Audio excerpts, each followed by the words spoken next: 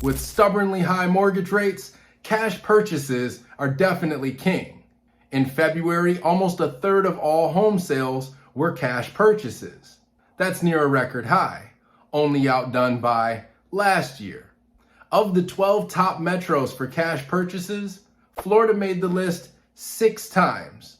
In this video, I'm going to share with you those 6 cities and the percentage of all cash purchases per city. Welcome to Dre's Take.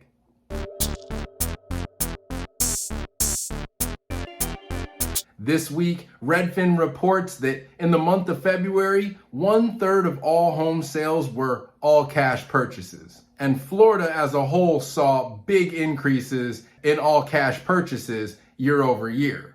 It's not very noteworthy news that many folks from the East Coast and out West have decided to make Florida their new home, bringing along with them some pretty deep pockets after selling homes in higher priced states and reaping the benefits of the incredible equity gains over the last handful of years. So which 6 Florida cities made the top 12 list?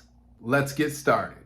Number 1 was Jacksonville, with 54% of all home sales being made in all cash. That's just incredible. More than half of the homes sold in Jacksonville were done with all cash, no mortgage.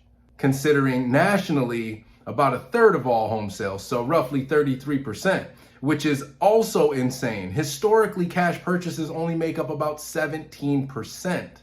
So to see markets where cash purchases are making up 50% or more is just staggering. And it's truly a testament to how these mortgage rates remaining elevated are really just taking a lot of the demand out of the marketplace and really only leaving behind predominantly cash buyers.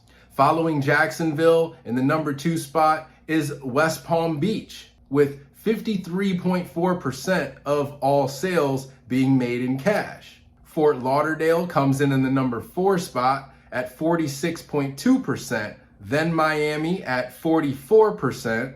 Tampa takes the 8th spot with 42.8%. And coming in 12th is my dear old beloved Orlando at 40.1%. That's just staggering, you guys. Again, traditionally about 17% of home sales were made all cash. And this year in these 12 cities, we're seeing 40 and as high as 54.4% of all transactions taking place in all cash. And again, this isn't just all investors. These are folks who got to experience the incredible run-up in home values over the past half a decade or so, and they're cashing out and finding places to park all that cash in lower cost areas like Florida. And I know many of you think Florida's not really that inexpensive, but in comparison to New York City or Los Angeles County, there's definitely a lot more bang for your buck here. Especially in some of the cities along the southwest portion of the I-4 corridor. The entire Polk County actually is ranked as one of the fastest growing counties in the nation. It's just exploding down there. New construction everywhere and brand new Publix and Wawas on every corner. I'm not complaining because we all love Publix and Wawa. Anyways, here we are approaching May, the end of April here. This is traditionally the best time to sell your home. The kids are getting out of school, people are moving around, the competition gets a little stiffer now, and people will pay a premium. Now, altogether, competition is down because of these interest rates. So if you do need to sell, this is going to be the best window for you to get your property up on the market and give you the best chances to sell for the most amount of money in the least amount of time. If you're looking to buy, you also want to get in before July hits and the new changes to the commission structure and blah, blah, blah, and all that mess to make sure you can still take advantage of sellers paying your agent's commission. It's going to be a bit harder going forward as we get into the second half of the year.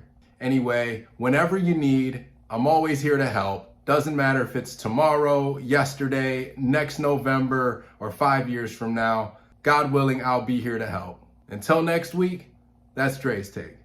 All right now, y'all. Take care.